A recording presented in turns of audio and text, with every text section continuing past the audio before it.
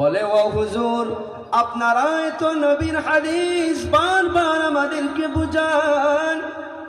দয়ার নবী বলে গিয়েছে, দুনিয়ার মাধ্যমে নেক সন্তান পাওয়ার জন্য মানুষ বিবাহর পর থেকে চেষ্টা করলে চলবে না।